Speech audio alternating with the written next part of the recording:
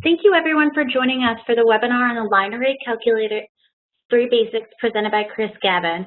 My name is Mallory Misnarczyk and I'm the Global Project Manager here at Harman. A few things before we get started. Everyone on the call is muted to keep down noise levels during the webinar. However, there is a chat function where you can submit questions to the presenter, and Chris will try to answer as many questions as possible. This webinar also will be recorded, and the link will be made available a few days after this presentation. We do have a number of other webinars taking place over the next few months for audio, lighting, video, and control. We encourage you to take a look at the different webinars in our Learning Sessions Workshop series on pro.harman.com, as well as visiting Harman Professional University to see our many on-demand and certification courses that are available to you for free. And now I would like to introduce you to my colleague, Gavin, the presenter for today's webinar. Chris is a West Coast-based member of our Harman Production Audio Specialist team.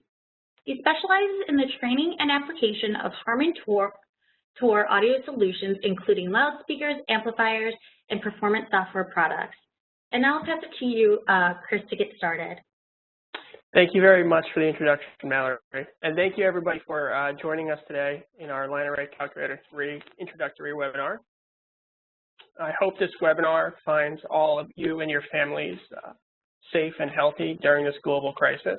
And I'd like to thank you for sharing your valuable time with us and joining us today on this webinar to learn a little bit about our JBL HARMAN Tour products. So, like Mallory said, my name is Gavin, that's me, although I don't quite have that beard anymore. I'm a member of the Production Audio Specialist group here in the United States. We specialize in free post-sale support of all Harman Tour audio products, as well as we do demos and we conduct trainings.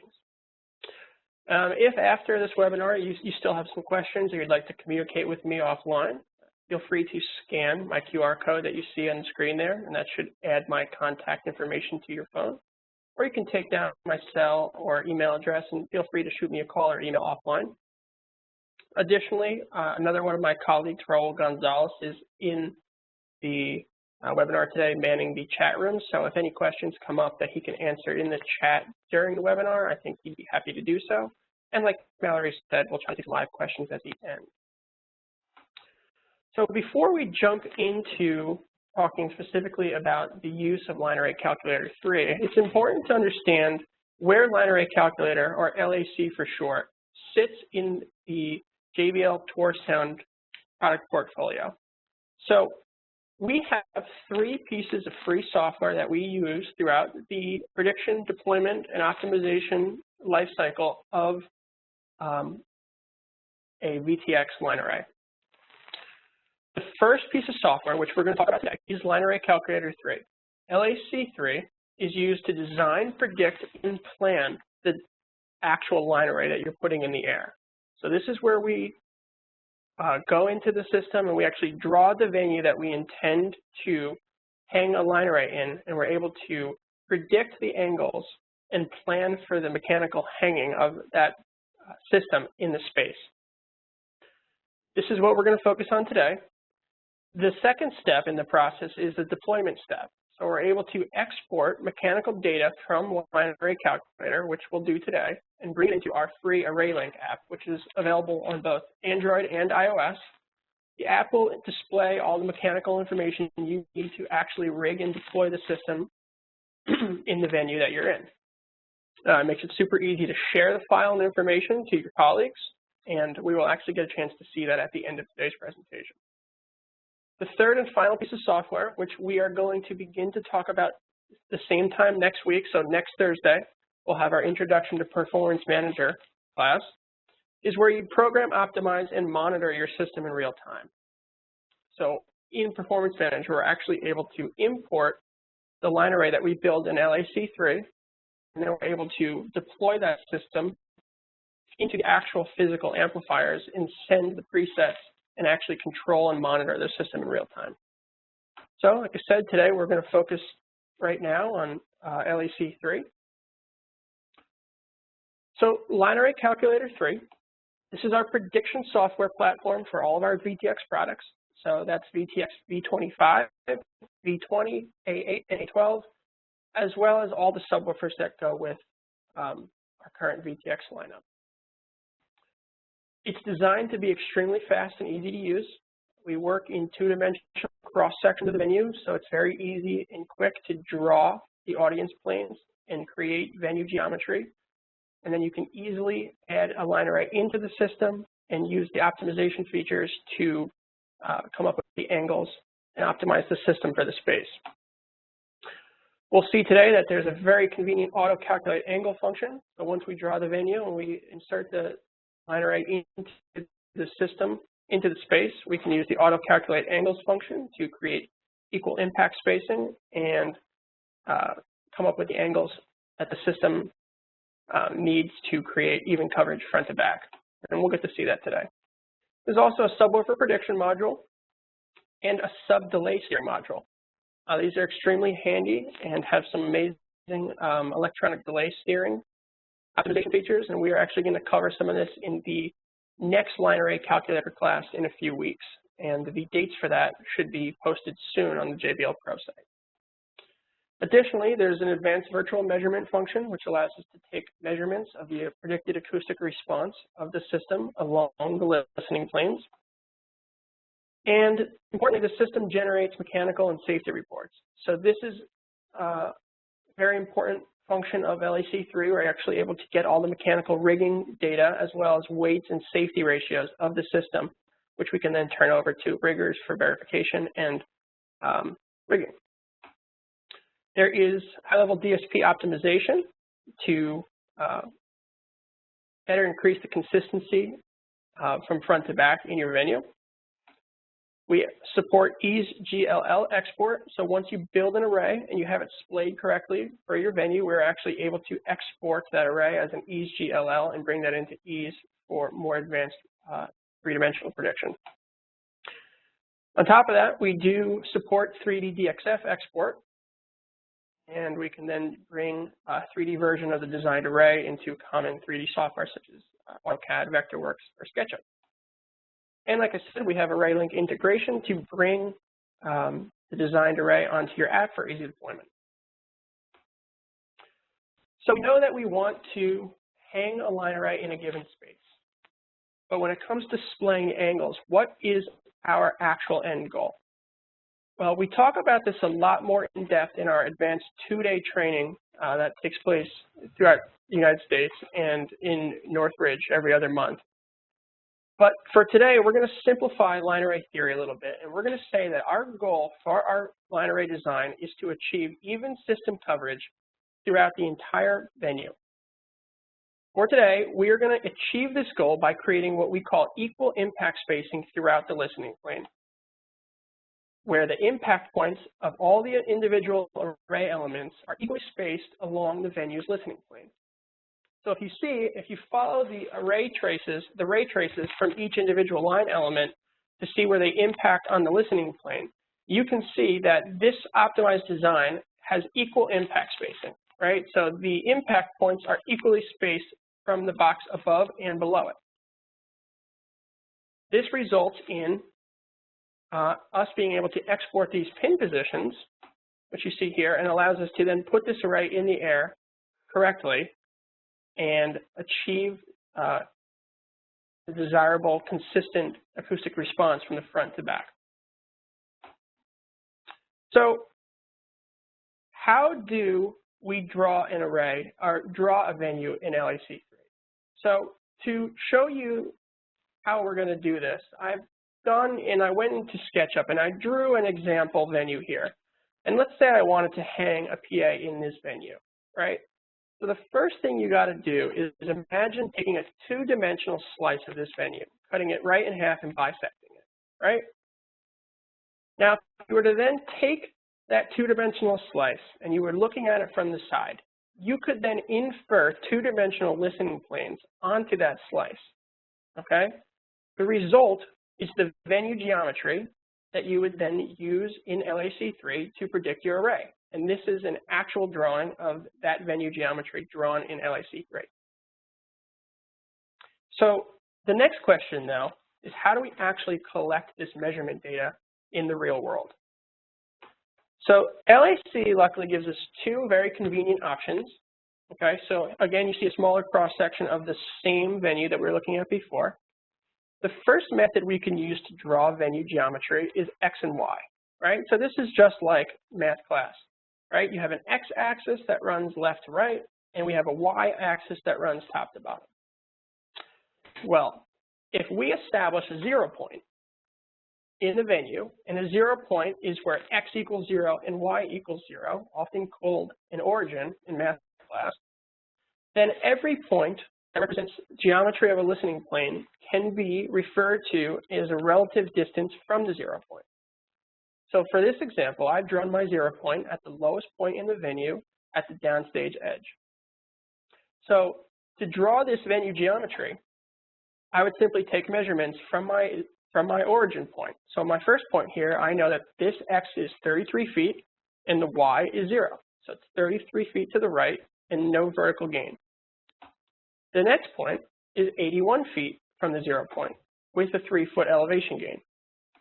And the final point would be 145 feet from the 0 point with a 9-foot elevation gain. So this method is very often used when you are actually given a set of blueprints, for example,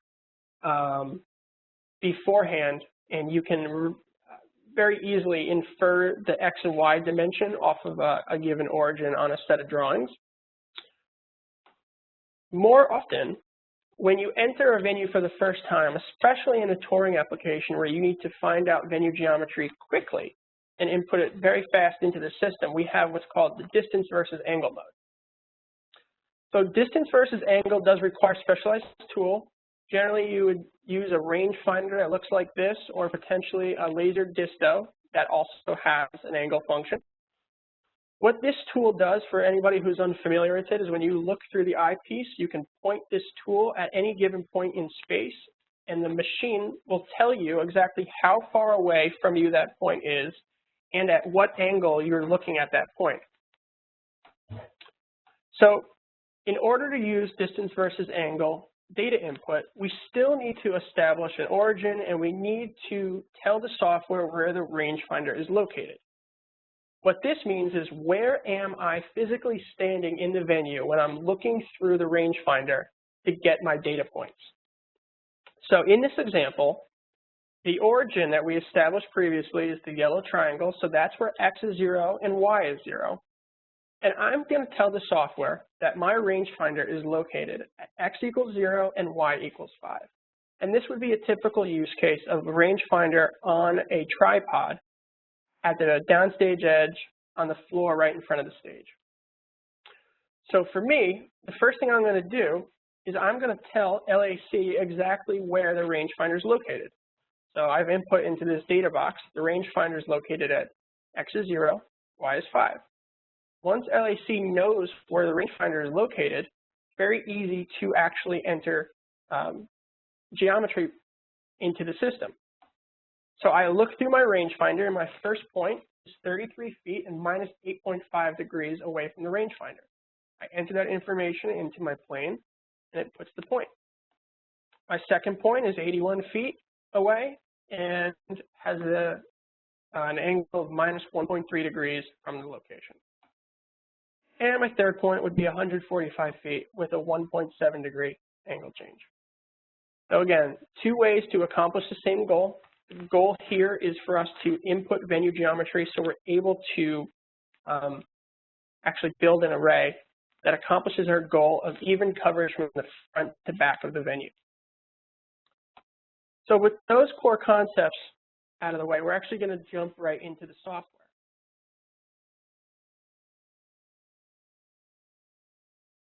So what I've done here, I've gone ahead and I've opened up a new instance of LAC3.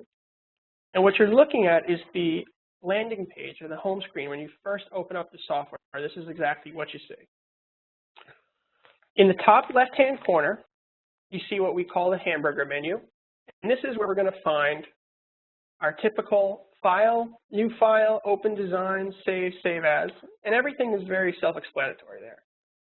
If you want to create a new file, you hit new file. If you want to open an existing file, you hit open design. You'd like to open multiple instances of LAC at the same time, you simply tap Open New LAC Windows. You want to save your file. If you want to save your file with a different name, your standard save as type stuff. Additionally, underneath, we see that we have our recent files, and this is showing files that you've recently interacted with, and it gives you a quick and easy way to get back into them very quickly.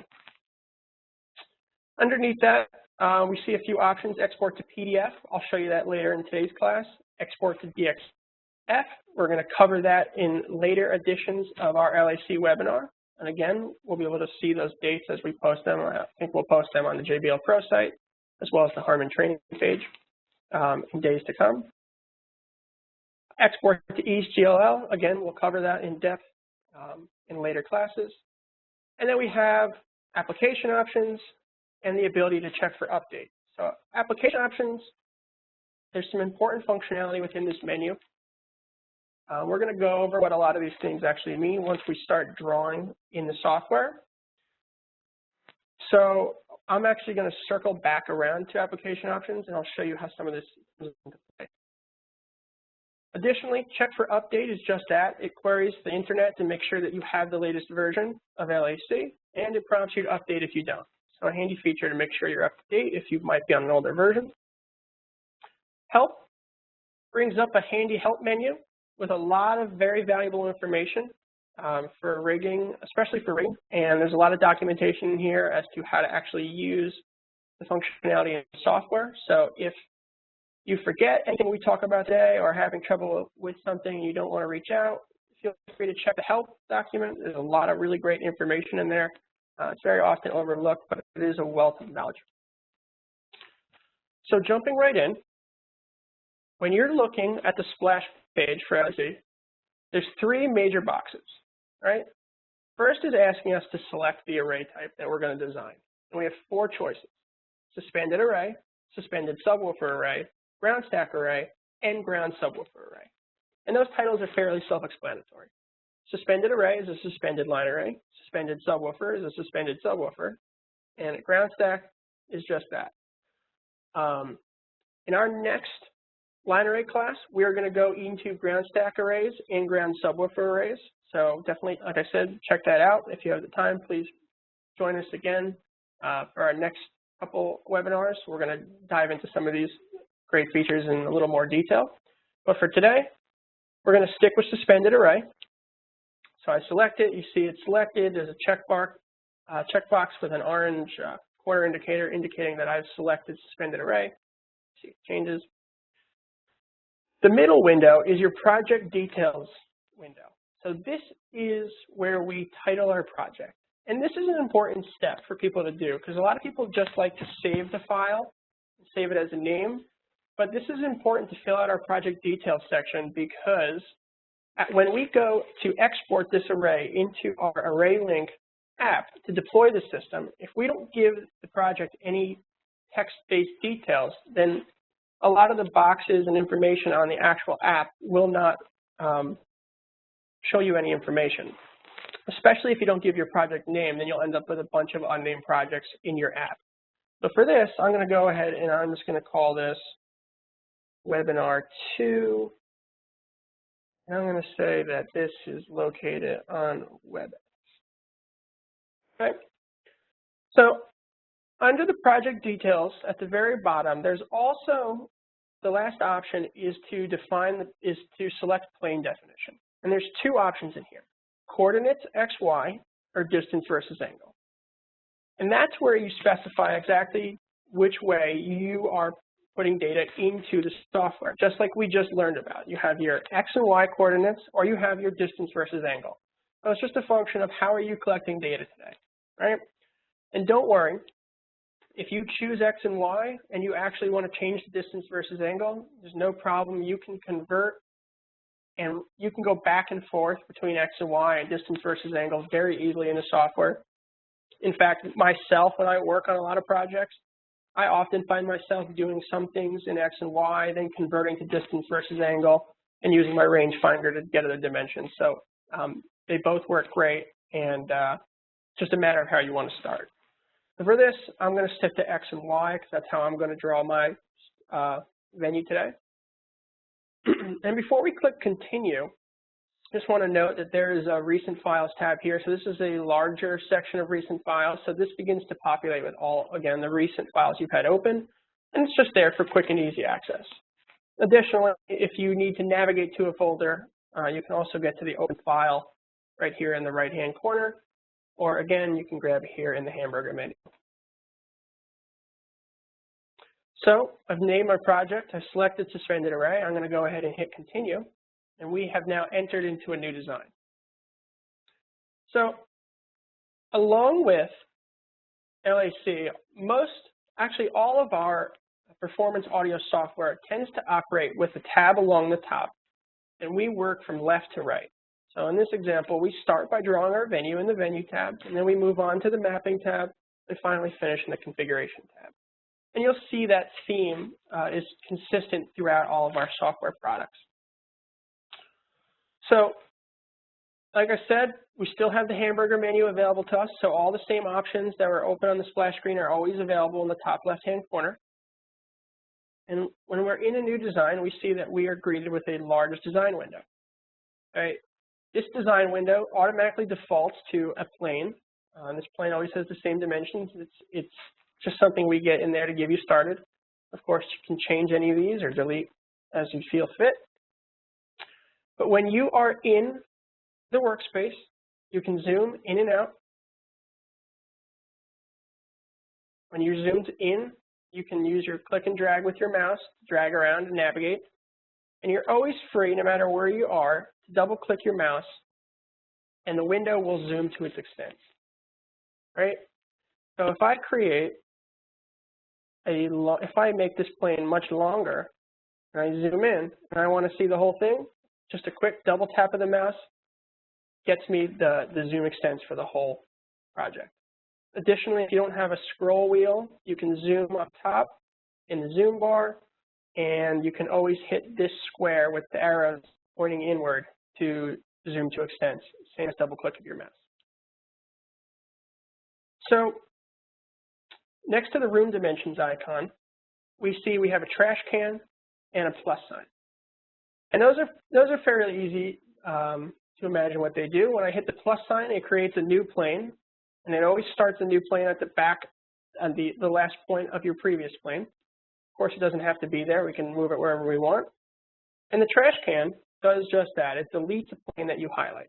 So if I add a new plane and I select the plane, I'm able to then delete that plane. Okay? Next to those functions, we have a checkbox that says Show Array. And all that does is show the array. I'm going to leave it unchecked for now because I haven't designed an array yet.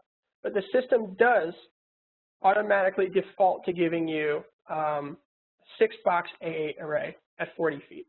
Of course, we're going to change this, but it is nice if you are going back and forth between mapping and venue to be able to see the array you're working on.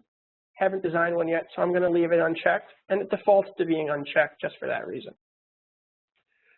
So alternatively to entering dimensions, you are always free to actually click and drag with your mouse and move the plane around in the space itself. Now the plane is then going to move around to whatever snap to grid option you have defined. So this is a point where I'm going to enter application options and show you.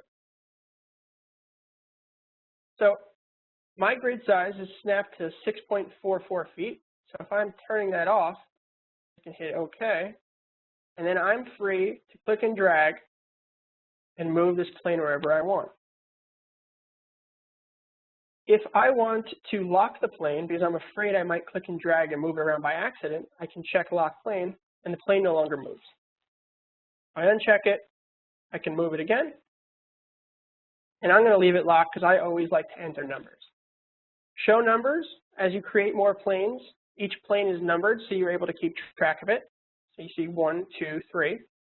Show numbers gets rid of the numbers in case they're clogging your view and you don't want to see them. I generally work with my numbers on, but the option is there for you.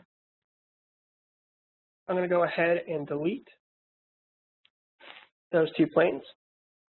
So I'm going to start by drawing the ground floor in the venue that we're going to work with today. And for this venue, I'm going to say that I'm looking at a set of blueprints, and I'm using X and Y coordinates. And I'm going to go ahead and say the front of the venue is at 20 feet X. with a 0, Y, 130 feet as the rear X, and 15 feet the rear Y. So what this means is that the front point in my venue is at an X of 20, so you see the origin 0, 0, and the front Y is at 0, so 20 feet to the right, 0 feet elevation.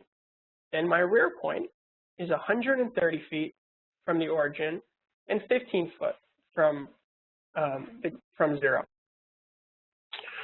So now that I've drawn a plane, I have a few options or plane properties that I can go through. When I have a plane selected, and you see it's highlighted there, I can change the plane color. There's 5 colors that we give you right off the bat, and you're always free to enter the color wheel here and change to any of these other colors if these 5 don't do it for you. For me, I'm going to leave my plane red. The second option is to change what type of plane you have. And there's 2 types, listening area or architectural. And that's a simple distinction. A listening area is a spot in your venue where there are physically going to be ears that need to listen to the line array. If we want the plane to be included in the coverage of the system, it needs to be a listening area. An architectural plane, if I change to an architectural plane, you see this large dashed line now represents that this is not a listening area, and the system will not try to put the PA or the line array onto this space. However, what this does do, though, is potentially block the line array. So situation where you might use an architectural plane is if you're worried about an under balcony wall height, potentially blocking coverage for the PA. You can draw in the balcony wall with an architectural detail, and the system will try to work around that detail. And I'm actually going to draw one for you with our design today so you can see exactly what I'm talking about. So I'm going to change my plane back to a listening area, right? And you know it's a listening area, 1, because it says the black box indicates listening area, but 2, because you'll notice that there's a small dashed line hovering above the actual plane. Now what this dashed line means, it represents the height of the ears of the people listening on that plane. And that being said, we actually have 2 options for listening height. We have seated and we have standing. And now, these 2 heights are definable in the software. So if I go back into my menu and I go back to application options, I am actually able to, under my listening heights tab, define whether this is a seated or a standing, or what the height of the seated and what the height of the standing plane is. These dimensions, 3.9 feet and 5.6 feet, are the default values, but you can go ahead and change them if you know you have extremely high seats or weirdly tall people in your venue, for example. If any change to these values here reflects in the design. While we're in application options, I do want to show you one other thing, 2 other things. It's here if you want to change the default units of your software from foot, pounds, and Fahrenheit to meters, kilograms, and Celsius, you can do that here as well. Additionally, as we all know with line arrays, they are very affected by temperature and humidity in the high frequencies in the far field. So if you know you're working in a very hot space with low humidity like the desert, it's here that you would be able to go in and actually change your air parameters so that the software is able to give you an accurate prediction of the line array's actual response, right? The values default to 72 degrees with a 50% humidity. That's a good starting point for an indoor venue. But if you're going to be working in extreme heat or extreme cool, definitely make sure you pop into air parameters here under application options and change those values to reflect the situation you're in. It's important to note here that any changes that you make in the application options, you need to hit OK for those changes to take effect. So now that I've drawn my first plane, I actually want to draw a balcony in this venue as well. I'm going to go and hit the plus button, and I am going to go and enter the dimensions for my balcony. I'm going to say the X front is 85 feet. I'm going to hit the tab key and it just jumps over to the next box to fill out. I'm going to say the Y front is at 30 feet, hit the tab key. I'm going to say the Y rear, or the X rear is 130 feet, with a Y rear of 45 feet. And now I'm going to hit enter, and there's my balcony. I am going to select my balcony. I'm going to change this to a seated plane. And I'm also going to select the ground level listening area, and I'm also going to change that to a seated plane. And when I hit that, you see the actual listener height lower to reflect that it's now a seated position. Before I go ahead and map a line array to this space, I want to add an architectural obstruction so that you can see how that plays into the design. I'm going to go ahead for this design and draw in a balcony face. So I'm going to hit my plus button, add a plane, and I'm going to highlight this plane, and I'm going to turn it into an architectural feature. You see plane 3 change to a long dashed line. So now I'm going to define my architectural feature location. I'm going to say it starts at 84, 32, 84, 26. So I'm going to turn off my numbers so you can see. So what I've done here is I've drawn a balcony face in front of the second floor that could potentially be a problem if I'm trying to throw to this back seat on the first floor with my PA. I've drawn this because I want to make sure that when I hang my system that I don't hit any obstructions. I want to be able to work around it if there are obstructions. So I am going to double click. I'm going to zoom back to extents, and I'm going to re-enable numbers so I can see my planes again. An important thing to note here is for each plane, there's also the little eye indicator next to the number of the plane. If we hit the eye, it hides the plane, but it's important to remember that it also hides it from acoustic prediction as well as auto-splay mapping. So when we set the PA up to actually auto-splay across our listening planes, if there is a hidden venue geometry, it will not set the PA to cover that zone. So now that my venue is drawn and I'm happy with the way this looks, it's time to move into the next tab, which is the mapping page. It's here in the mapping page that we are able to actually define the system that we're using for the venue, tell it how many boxes we're going to be hanging of what type of system, and we're able to splay and do our acoustic measurement. So it's the mapping window that we actually spend the bulk of our time in when we're operating in the software. So just like the venue tab, we have a bunch of options on the left-hand side, and we have some controls along the top above the workspace. And you see a very similar workspace. We can zoom and drag and move ourselves around just like we could with the plain workspace, and we're always free to double click to zoom to extents. So before we go into actually designing this PA, I want to go through some of the settings up top. So when you have an array in your space, one thing that you can do if you wanted to is manually click on any of the ray traces in the venue or coming off of the system, line array, and manually drag it around through its angle options.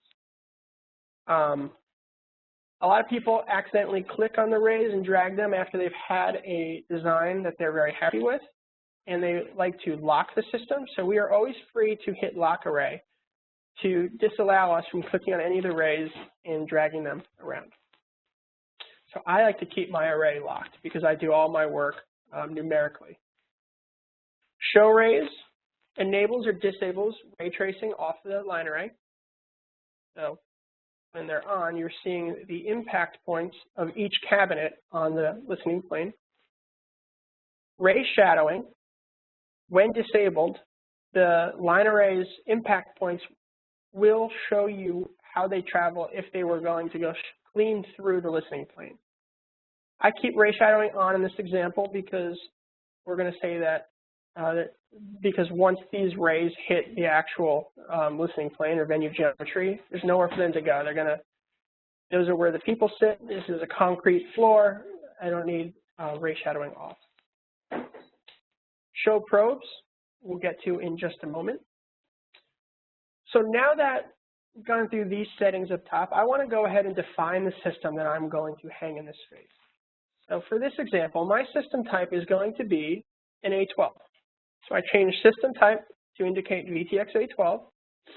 It's here that I dial in the amount of cabinets that I intend to put in this space. I'm free to use the plus and minus button to add or subtract cabinets, or I can click on the number and just type the number of boxes that I want to have. So for this example, I know that I have 14 A12s, so I just clicked on the number and I entered 14. Frame angle, array top, and array bottom are all what we call dynamic entry boxes. So we are free to interact with any of these 5 input values, and you see the other values changing to reflect whichever box that you've entered a value in. A good example of that is array top, right? So the array defaults to 40 feet. In an array, a 14-box A12 array at a minus 7.5 degree frame angle, it shows me that the array bottom is at 25 feet. Well, what if I know that the trim height to the bottom of the array has to be greater than 30 feet, and I don't care what the top trim height is? Well, I can just enter 30 feet into that box, and you see all these boxes, the array top box changes to reflect the finite distance of the array given these angles, given this amount of boxes. So this is handy because you can put in whatever values you know, and the other values change to reflect the absolutes of the system. So let's start with our array at 45 feet. And before we do any splaying, I just want to quickly go through the settings tab. So this tab, and any of these tabs for that matter, you are free to hide. The A12 settings tab, you can hit the down arrow to expose, and it asks you what preset that you are going to use. Okay, so for the A series, we have 2 presets.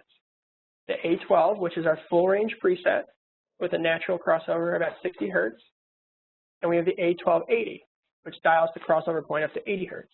So it's important that you choose the preset you intend to use because it does affect the acoustic prediction. Underneath the preset, we see circuit grouping, and the default is 3 boxes. And what this is asking you to define is how are you actually going to wire the system? Is it 1 box per amplifier? Is it 2 boxes per amplifier? Or is it a maximum of 3 boxes per amplifier? System defaults to 3, so that's the max that we allow at the A series is 3 boxes in a circuit. But if you have or desire more control resolution, you can always reduce the circuit grouping. So for example, I change this to 2 boxes. And down in the cabinets window, we now see that the colors are there to reflect how the system is actually circuited. So beyond the 1, 2, or 3, we are given an option for custom circuiting. And what custom circuiting is it allows me to create my own groups.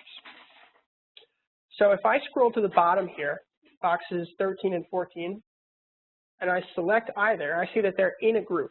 Because when I click them, the number of the box gets bold and lights up white. And I can go up here and click this Remove Group button. And they're no longer associated with a color. That means that they are individual boxes. My other indicator is that because they're individual boxes, it's assuming they're on individual amp channel, and it gives me an individual DSP icon. So if I want to, let's say I want to make a crazy group at the bottom here, I can select boxes 11, 12, and I can also remove that group. And now what I'm free to do is holding my Shift key, I can select box 11 and box 13 and scroll back up to this Create Group icon, and now you see I've created a custom group with 3. So endless options for how you want to group your system. I will move this back to the default 3 boxes. That's how I would do my system if this was mine. And you see the behavior, just so you know, is when there is an uneven amount of boxes given the circuit grouping. So, 14 doesn't go into 3 evenly. It always defaults to the loose boxes at the bottom of the array. So for this, I have a 2-box circuit being boxes 13 and 14. So Now that I have defined my settings and my parameters for height, I'm going to hit my Calculate Angles button. When I hit Calculate Angles, the software attempts to create equal impact spacing across the entire listening plane. But what you see happening here is, given my trim height of 45 feet, I'm actually intersecting or colliding with my balcony front face. So I know that I actually want to move this system down. So that's the great thing about the Calculate Angles function. It allows you to do this work very quickly without trying to figure out all the finite angles of these cabinets as you move the PA up or down, back, forward in space. So I'm going to move my system down. I'm going to say that the system is actually at 40 feet high. And now I'm going to tap my Calculate Angles button. And I'm extremely happy with the result. You see I have very equal impact spacing across the venue. The only thing that I might want to change is potentially to manually open up this angle a little bit more. So a word about calculated angles is it gets you 90–95% of the way there, but the system always needs to make a decision based on the given angles. And it's not always the decision you would make. So you're always free to go in and manually change any of these angles after you've done an auto display or calculate angles. So I'm going to go to box 11, and the system's chosen an angle of position of 3, and it would work pretty great, but I'm going to open it up to 4 for my personal preference, and that brings the spacing that I'd like to see into my venue.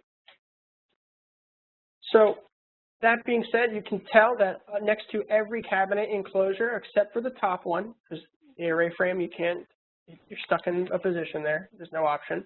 You have the ability to change that angle, right? So you see the plus and minus indicator. And as you hit plus and minus, it cycles through the available angle options on the cabinets, right? So as I increase that angle, I decrease this angle, I hit plus, hit minus, you can see me manually being able to move any of these around. And like I said, we're also always able to click and drag and move any of these arrays. Now that I've destroyed my system here, I'm going to go ahead and calculate angles again, and the system goes back right to creating equal impact spacing for me across my listening plane. I did open up this angle, and I'm going to do that again. And I'm very happy with the way this PA is covering this venue front to back. So the next thing I would want to do is actually take a look at the acoustic prediction of this PA in this space. So LAC gives you 8 virtual microphone probes. So I will go ahead and add these. Anytime that you hover over the dotted line that indicates ear height on a listening plane, you're free to hit to right-click and add frequency probe. So I'm going to add 3 frequency probes down here.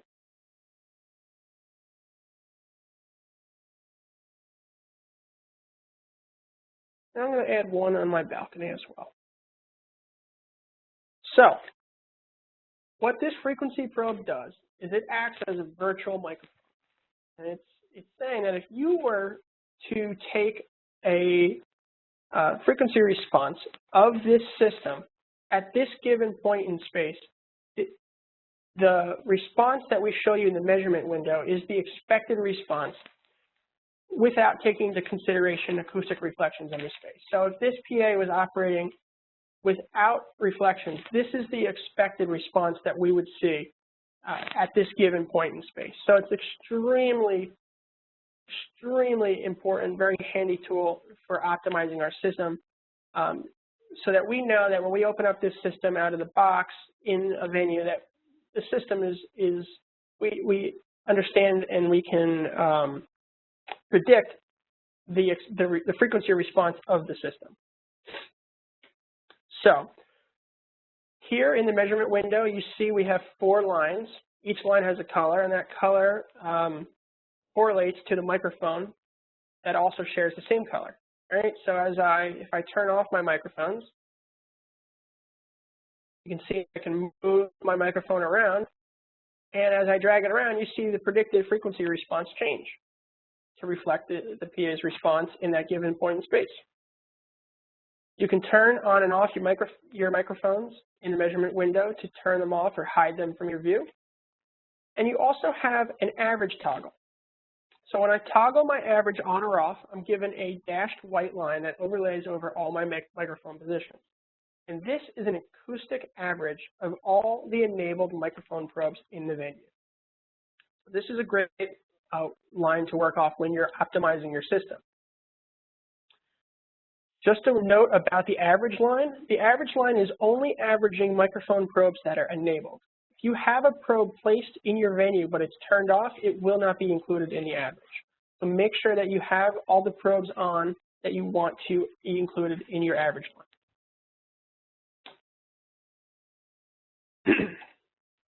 So now that I've added microphone probes to my venue, I want to optimize the system. So if we look back, and I'm going to hide this array parameter so that we can see. If we look back in my cabinet section, you see for every circuit, I have an icon that indicates a DSP control. And there's only one icon per circuit because that's what we call control resolution, right? So each circuit represents an amplifier, and each amplifier has control over those cabinets connected to it. So for the most part, we have circuits of 3 with our bottom circuit of 2, which giving us a total of 5 DSP icons, or 5 total circuits on this line array. I am able to double-click on any of those DSP indicators, and it brings up what we call the LACP, or Line Array Control Panel. Now, the Line Array Control Panel is where we do tonal optimization to the line array to give you optimal system coverage from front to back. So getting the angles right is imperative and arguably the most crucial step of putting up any line array, the most crucial step. However, there is some additional optimization that we are able to do. A lot of it's to taste before we go ahead and import this system into our Performance Manager software to then bring online. So any adjustment that we do in the LACP control panel will actually reflect live on our frequency response. So we have 5 total filters in the LACP control panel.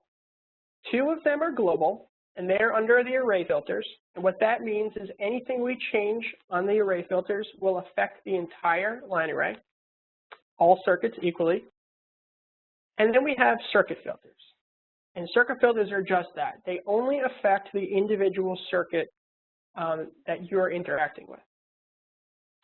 If I go ahead and I enable a global filter, you see that all of my DSP indicators on every circuit turn orange, indicating that there is optimization active on that circuit. If I turn it off, you see they go back to gray. And if I go to a circuit filter and make a change on just a circuit filter, you notice that just that circuit filter turns orange, indicating that just my last circuit in this line array has optimization taking place. So quick word about the array filters, and a lot of this filtering we get a chance to go in much greater depth in the 2-day VTX intensive training class, but just a brief overview. The array size compensation filter we give you here, this is a filter that is meant to compensate for the low-mid buildup that occurs in an array as it gets longer. There's no scientific exact to where this gets dialed in. This is something that is often done to taste. It varies with engineer who's mixing, and it varies in the venue. It also varies by country. For me, at an array this size with the rise that I'm seeing, I might take out about 3 dB and bring my rise down to maybe around 400 in this example. And I'm happy with where my low-mid rise is at a 3 dB reduction. Underneath that, we have the atmospheric absorption compensation filter.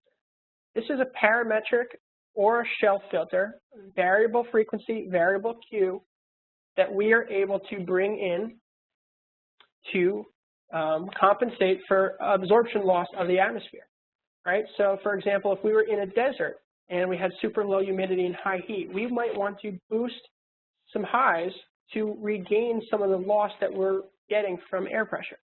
And we want to do that globally across the array. This is where we do that right here in our atmospheric absorption, or AAC filter. So I'll actually turn that off for now. Then in our circuit filter, there's two ways to navigate to the circuit filter. We can double click on any of the DSP indicators and it'll bring us right to that circuit. Or once we've clicked into the DSP box once, we can cycle left and right on these white arrows to move through the circuits that are available for control. And as you change circuits, it actually tells you which cabinets are being affected. So in this example, I'm going to interact with circuit 3, which is throw distance compensation.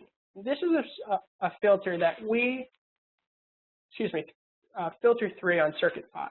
And this is a filter that we use to shelf highs up or down, potentially on the top and bottom circuit to compensate for high frequency loss due to distance. So in this example, I'll dial in circuit 5, which is cabinets 13 and 14, and I'll just go ahead and enable, I'm going to pull out 3 dB, minus 3 dB at, I'm going to say 8K. I'm going to move it over to 10K.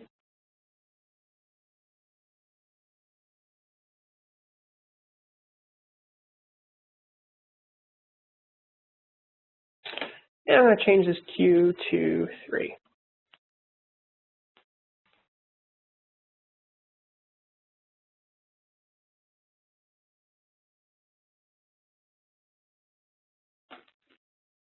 Okay. So as I enable or disable this filter, and of course we could do this much more drastically, but for the sake of this example, I'm going to make this a much more drastic filter. You see, as I enable or disable my throw distance compensation, my blue microphone probe, which is my first circuit probe, you can see the high frequency reflect the change due to the filter. And you can also see how the average changes as well.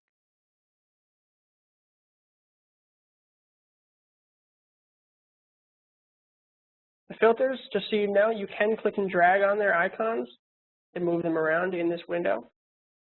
Personally, like I said, I always like to enter the numbers myself so I don't accidentally click and drag anything too quickly.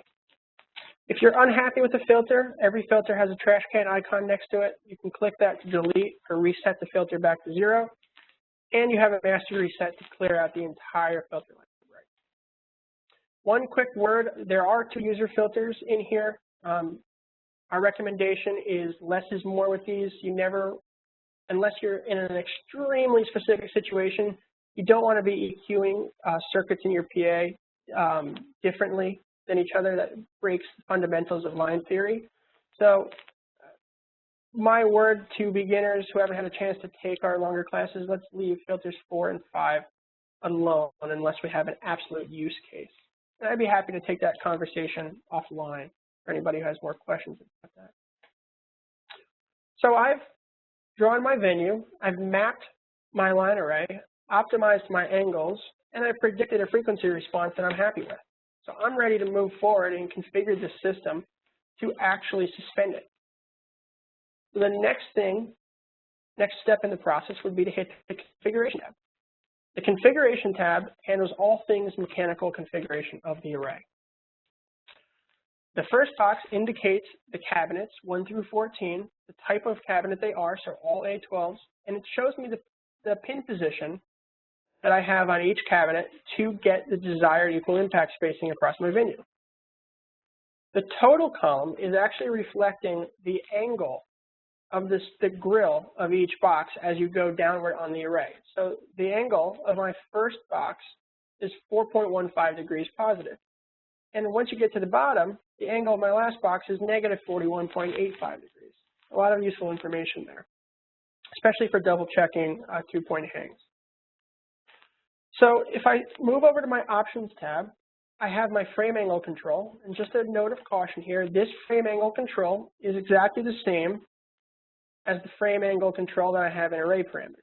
We give you this option in case you want to see how different angles affect single point rigging or weight distribution, but just know any changes you make to this frame angle in this window, I'll show you now, do affect the overall system. I will go ahead and recalculate that and put it back to where I want. The next option is suspension points. This is where you decide, how am I hanging this system?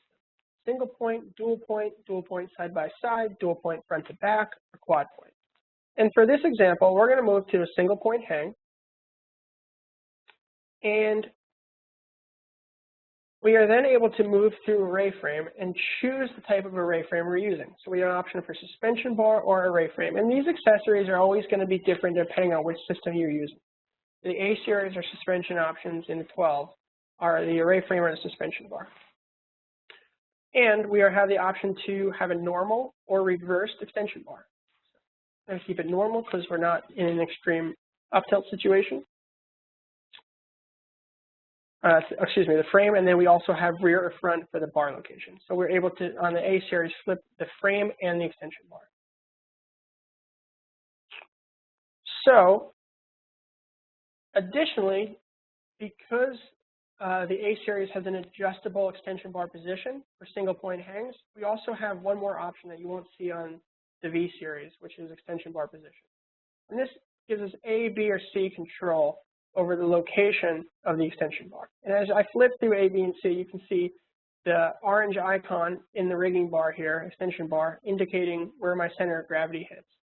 So in situations where, let's say I move it to here, let's say that our frame angle is at 6.2 on a single point hang, you see that my shackle point is actually missing between 0.5 and 6. So I'm able to then change additional control over my shackle point resolution by changing my extension bar position. So I can move it from B to C, and now you see I'm able to actually hit the extension bar position with C right on hole 6. So we're going to change this back to our actual design. And I'm going to move this guy to position A, and I'm happy with that. So underneath array frame, we have array statistics. So this is showing us total weight of the PA. And if I change this to dual point, you see I have the rear point and front point weight. So, and as I also have control over dual point. I can change the point that we're shackling to. So let's say I want to move my rear point in, 19, 18, 17. So you see the hole that I'm shackling to moving forward. You see my weight distribution begins to change, and my attachment point span changes to reflect the distance between these points. So we have displaying all the mechanical information that you need to safely install this line array. So underneath, we see we have an array safety factor greater than 10:1, and we're also showing our array length is 15.5 feet with a depth of 4.1 feet. One nice thing about the suspension details window is you can mouse over the array at any point in the window, and it'll give you an X and Y coordinate relative to the top corner of the top cabinet. If you want to see how the system lines up with scenery details or curtains, for example, you can reference individual points on the system, and you see the dimensions reflect in the window. Well, also in the working window here, we have a blue line. This blue line represents the center of gravity, and the ball indicates the center of gravity from top to bottom. So I'm happy with the system. I've configured it to hang the way I want. Now it's time for me to actually export the system to my ArrayLink app. So you see in the bottom left-hand corner of the screen, I have a QR code. I can click this QR code, and it makes it much larger, and I'm able to then scan this QR code with my ArrayLink app. Okay. The cool thing about the QR codes is this is not a data. This is all the data for this configuration is stored in the QR code, so you don't need any access to internet or cell service to actually download any information. All the data is right here. So when you're in the middle of nowhere throwing up a PA, you don't have to worry about needing connection. So that being said, I'm going to move back into this presentation so I can show you the ArrayLink functionality quickly. So now that we've done the work in LAC3, we move on to our deployment step where the ArrayLink app comes into play. So the ArrayLink app is our new mobile app. It's available cross-platform, iOS and Android. It gives us all the rigging information we need at our fingertips very quickly. Shows us everything from array size and location to the box-to-box angles, as well as their weight, frame position, and all the associated parameters. Like I said, the QR code is generated in LAC3 based on the design, and all we have to do is click the QR code, can scan it with the app, and the information is generated right in the app itself. So anybody who doesn't have the ArrayLink app, they can scan this QR code with their phone now, and it'll bring you to the App Store or Google Play Store, depending on whether you're using iOS or Android. Or if I advance this slide before you get a chance to scan it, you can just always search ArrayLink on the App Store or Google Play. I encourage everybody to get their hands on this app when they're playing around with LAC. They go hand in hand, and it makes your life much easier as a tech in the field. So what I've done is I've screenshot the app based on the design that I actually made with you guys in class here. So these are the 4 screens that you would see if you were to scan the QR code of the project we just designed. So we have the Overview tab, which shows you the title detail that we input right before we created the design, the project details. So your name, date, location, the product, and the folder it's located in. Those are the speakers, the frame, bottom frame, where everything is. Moving over from the right, the second page would be the array statistics page. Shows you number of boxes, the total size of the array, total depth of the array, the elevation of the top of the array, bottom elevation, and then it shows you the top and bottom box angles for double checking your work once you've hung. In the Angles tab, we also get to see all the cabinets listed, and the same colors that we use to show circuit grouping in LAC are brought into this window as well. So you see that based on the color on the left-hand side of the Angles page, you can see how we're circuited. So I know that I'm circuiting in boxes of 3. If you move across the line there, you see the angle is also shown. So I can move through box by box and set my angle position. And there's also a handy check mark next to each angle that you can hit with your finger to check off that you've set that angle so you don't forget where you actually are.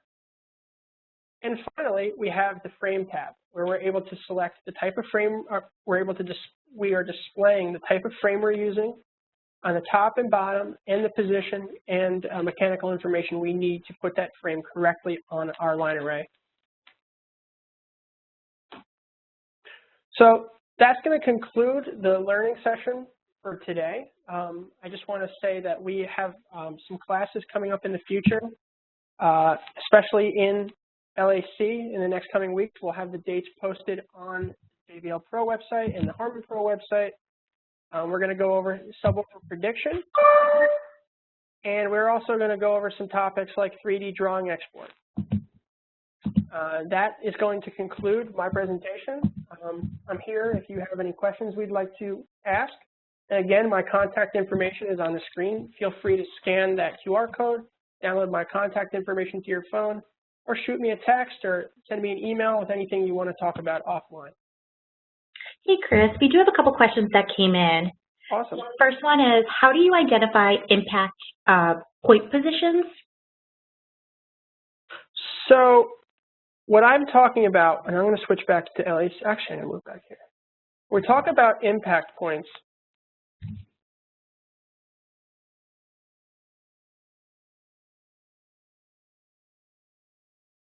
what I mean by impact points are where the ray trace, so the acoustic center of each cabinet, intersects with the listening plane. So we're not necessarily identifying where they need to be specifically. We are just identifying where they need to be in relation to each other. So we want to make sure that our impact points are equally spaced from one another across the listening plane to guarantee that we can get consistent coverage on the space we're trying to project sound onto. Perfect. So we have 2 more. So the next one is, can you provide the existing sample configuration? Sure. I'm not sure how we would get that information to you, but if you take my contact information down, let me just get to my last slide.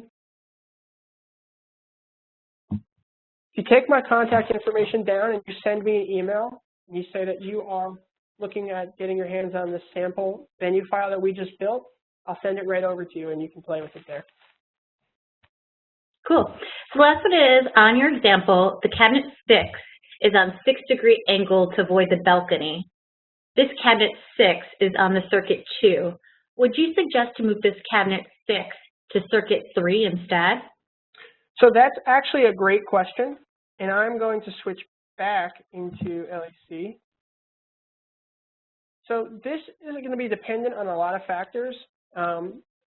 If you have the available amp channels, then yes, what I would do is I would separate these with a custom circuit. So in the real world, I would probably set this to a custom circuit, right? And then I can ungroup this group right here. And I can create a new custom group so that I'm separating my upper balcony from my lower floor. That is very possible. And then I can go through and remove these groups and create new custom groups to properly separate them. Now this solution is going to be dependent on venue, it's going to be dependent on the amount of amp channels you have available, but best case scenario, given that I have the amps to do this, yes, I would separate them like I'm doing now. Okay, so a couple more did come in. So there was a question asking if this webinar is recording. This is a recording and it will be sent out a couple of days after this presentation through your email. And then let's see. Okay, when using the older series like the VT4888 and VT4880A, do you suggest using the older LAC? So if you want to predict with the Vertex boxes, so the VT series, you do need to use an older version of LAC. So only the VTX series is in version 3 of LAC. And to get that older version of LAC, so it's version 2 point something, you need to go to the JBL Pro website, navigate to the discontinued product section, and select the product you're trying to use, so the VT4889 or 880. And if you scroll down to that discontinued product page, you will see a software section where we will provide a link to the latest version of software that works with that product. The concepts are still the same, and the software interacts fairly similar, but it is a different and older version. Got it. So it looks like this is the last one. Is LAC planning for 3D view? The answer to that question is yes. So traditionally, we always, at HARMAN and JBL in specific, we've always worked hand in hand with 3D modeling companies like Ease to provide the data that we need to import our 3D prediction data into their platform. But that being said, we do recognize the inherent desire and increasing need to have a manufacturer-dependent 3D prediction platform. And I can happily say it is being worked on right now, although I do not have a ship date on that product at this time. Well, that looks like all the questions that came through. If anyone does have additional questions, you can reach out directly to Chris. I want to thank everyone for joining this evening, and thank you, Chris, for your time presenting. Of course. It's been fun. Have a good evening, everyone.